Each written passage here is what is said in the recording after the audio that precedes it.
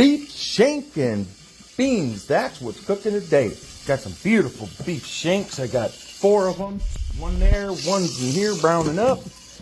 And then I got 2 more beautiful little bastards right there.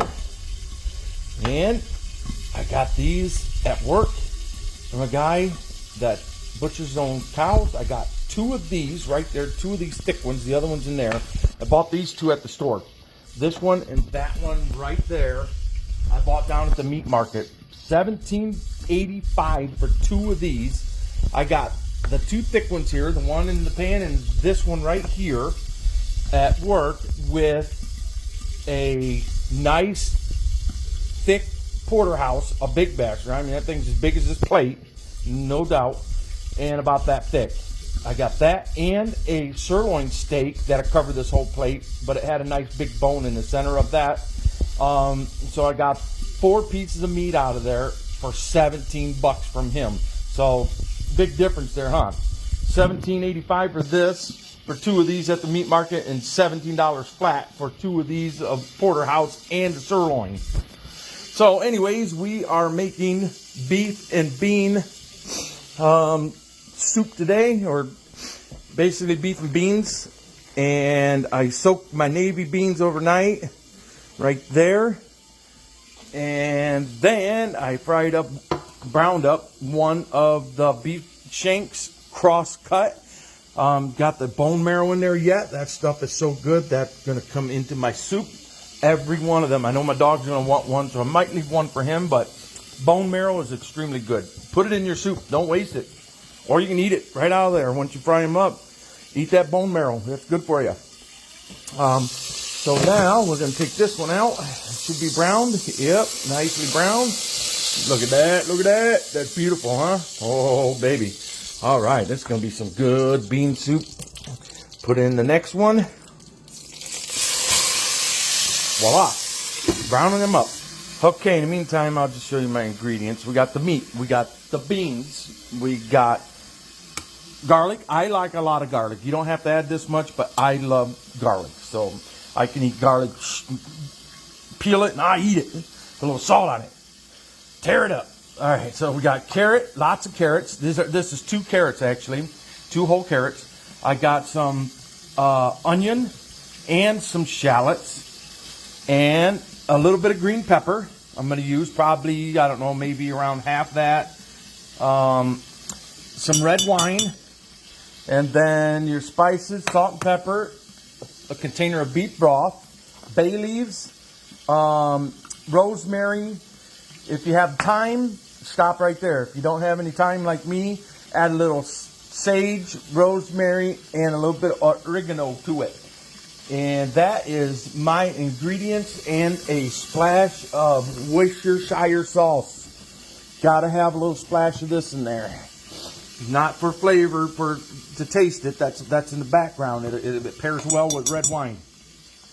So anyways, that is the ingredients that we are using, and with this simmer down with the beans, and once it becomes good and tender, then I'll cut it off the bone into bite-sized pieces and mix it in with the beans, and there we have it. And so best way to peel garlic is put your knife on it and then smash it, and then it'll peel the skin right off very easy. One whole piece like that just comes right off. I took that off the baby one. So smash your garlic first, and it brings out all the oils anyway. So you can take that and then you hit it with your fist, smash it down like that, and then it just peels right off. Look at that, it comes right off. Boom. Easiest way to peel garlic. And smashing the garlic is better anyways, because like I said, it brings out the oils when you go to chop it up. Now I'll chop that up into pieces. So that's how you do it. Easiest way to peel garlic. Don't be afraid to smash it. I mean, like that. Look at that, one hand peel. A lot of people try to peel the garlic, and it's ridiculous to try and peel garlic. It's the easiest way, so easy. Okay, now they're ready to be chopped up. Just as simple as that right there. You can chop your carrots how you like. I do a rough cut because I like a little bit of carrot. A lot of the smaller pieces that are in there, will cook down and give it flavor, and then you'll have some that are left over that you can actually have a small bite of after it cooks down. So I like mine rough chop. Okay, green pepper, cut it in half. I'm going to take half of it. Once you cut it in half, take out all the seeds, of course, but cut all this white off there. That's the bitters of your pepper. You don't want the bitters. So cut all the white off and get down to just the green. And I'll show you what that looks like in a second. Okay, just like that. Cut all the white crap off from it like this. Have all that stuff off there. Definitely makes it better. All that white crap. Get rid of it.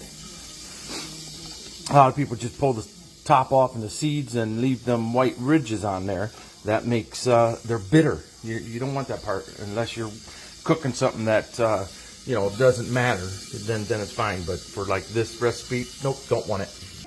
All right, all my beef shanks are now browned up nicely. Very good. I had that on high heat. Now I'm going to keep all that yummies in there. That good yummy fat. I started out with a avocado oil for my frying, and that is good enough. It has a good high smoke point, but once the fat from the beef mixes in, you can see how it's smoking. That's from the beef fat, but that won't smoke like that with the avocado oil. So now we're going to add in our vegetables and start softening them up. Start with the onions, add the carrots, then the peppers, and then the garlic. All right, once you get your onions in there, just let them sweat for a minute. A couple carrots in there ain't going to matter because they're going in right after it. All right, so now we're going to start adding in our carrot. Okay, carrots in there. Don't forget to turn your heat down after you have it on mostly high heat to brown up your beef, because you want that on high heat just to brown, not to cook. So high heat to brown it real quick. So if you got it on low heat, you're going to cook your meat. All you want to do is brown it. Okay, so now that that's mixed in, let that sweat a minute. And a good way to let them carrots sweat a minute is don't cut your green peppers up. By the time I get this cut up and chopped up, it'll be ready to add. So we're just going to let that sweat for a second. Okay, get your green peppers diced up nice and small like so. I didn't quite need all that pepper, but you only need between a half a cup and a cup of chopped green pepper. So I'll just put that with that and save it. It'll get used. So about, you know, that much green pepper. You can do a little less if you want, but chop it fine because you want that to dissolve away. You won't even see any green peppers by the time this is done cooking. And I almost forgot, I need celery. Ooh, almost forgot my celery. Got to get that out of the refrigerator. All right, so add this to your pot. All right, for the celery, you don't want the heart of the celery, the hardness of the celery, the whites. Cut them off up to here. You're not looking for this part. Too hard and crunchy. You want just the heart of the celery, of the stalk. Okay, the celery is, I cut them about 1/2 inch thick and then just cut them 1/2 inch thick pieces in half. So once you slice it, then cut them in half. If you miss a couple, that's fine. You get a couple nice bites of celery here and there, crunch. But for the most part, this will even simmer away too with the green peppers. Add that to the pot. It's coming together. Most of these vegetables are just cook right down and simmer away. So don't be afraid to add your veggies. You'll see in the soup later, because it's a boil, or it'll come to a boil and then turn it down and let it simmer for 1.5 to 2 hours until this meat just is falling apart. All right, now for the garlic. Chop the garlic up and then we are ready to move on. Okay, chop the garlic nice and small. There we go, nice pile. Like I said, if you don't want this much garlic, don't add that much if you don't like it. I love it, so I add garlic. This is going to be so delicious.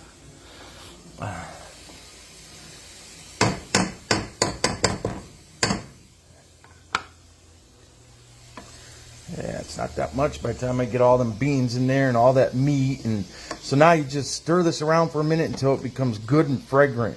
That's all the further you want to cook garlic when you're frying it or whatever, sauteing it. just until it smells really strong, and then it's done. That garlic is done cooking. Don't fry it any longer or you'll burn it. Okay, our garlic is, oh yeah, just woo, nice and strong. You can smell it really good. Turn the heat up just a little bit now because we're going to start adding everything else. So get that to a medium-high heat. Add in some salt. Nice amount of salt because beans love salt. There's 2 good finger pinches of salt. And then I'm about running out of pepper, so we just add some pepper in there. Nice little amount of pepper. And then your Worcestershire sauce. Get a little dab of that in there. That's plenty. Give that a stir.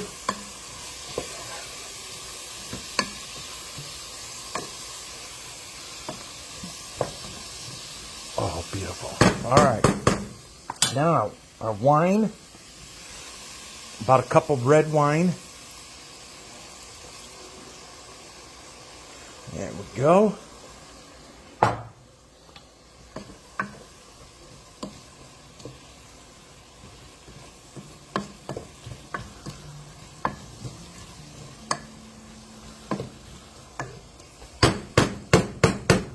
Let that simmer for a second.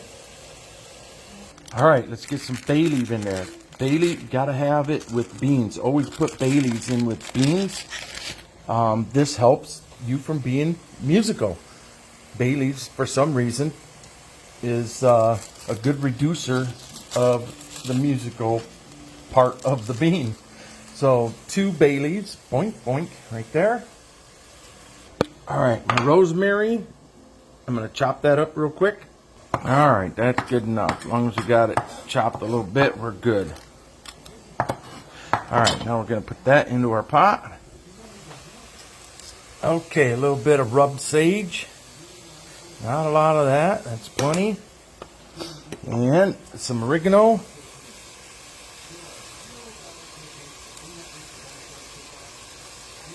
And there we go. And that is my spices.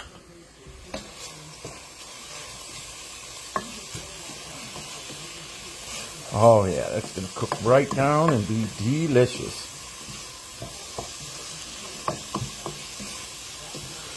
All right, now we can toss in our beef. If you want to chop it up, go ahead, but I leave it whole on the bone and let it simmer down all by itself so I get all the flavor from the bone and everything. That, and then don't forget to dump in your goodies. That's the fried juices. Yeah. All right, now we come over here. I wish I had beef stock, but I don't. Went to the store today or yesterday and bought some stock because it was on sale for Thanksgiving and stuff, or the broth, and all they had was broth. It was almost cleaned out because these were 99 cents a piece. So they, whether it was vegetable, beef, or chicken or whatever, it was all 99 cents. I was like, damn. And they were almost cleaned out. I was lucky to get this, so I bought a nice amount. I used 1 vegetable broth yesterday, right here. I had 1 of them. So I had 2 vegetable broths, 2 beefs, 2 chickens. So yeah, for 99 cents, you can't go wrong, right? So now we're going to add in our beef broth to this. 8 to 10 cups is what it says, but you know, I don't like to use that much broth myself, so I'm going to use all this broth, and then I'm going to add like 2 or 3 bouillons and a little bit of water. Get this poured into there.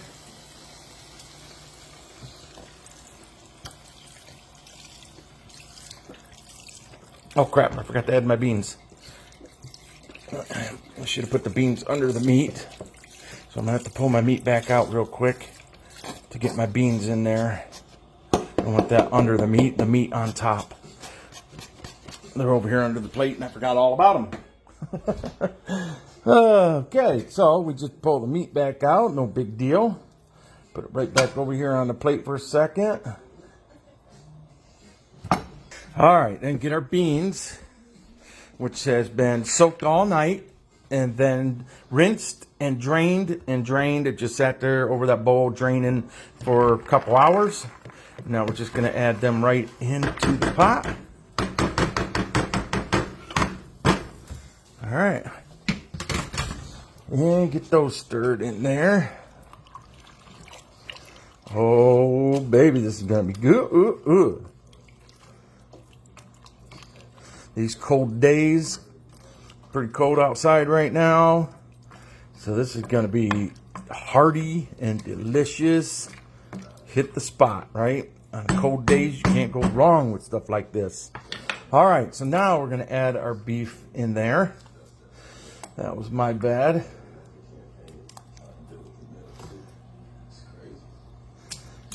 Gotta get that bone marrow. Look at that bone marrow. Oh my God, that's gonna be so good when it's come right out of there into the soup.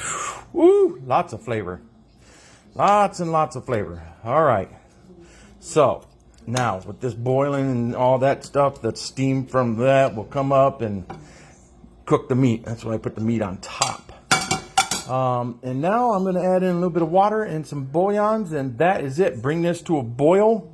And then put a lid on it, reduce and simmer for 1.5 to 2 hours or until the meat is just falling apart tender. All right, 3 beef bouillons. Boom, boom, boom. Just like that. Get them down in there a little bit so they melt. Very good. And now we need water. So I'm going to take one of these right here. Come over here to my jug of water. And I'm going to put hot water in there. This way it keeps up with what's already in the pot. Okay, that looks good. And that's good and hot. So now we're just going to go right over the top here. Something like that to start. Keep that to the side. Add if needed. All right, I can't go down any further. That's it right there. Very good. That's going to be some delicious bean and beef. Woo!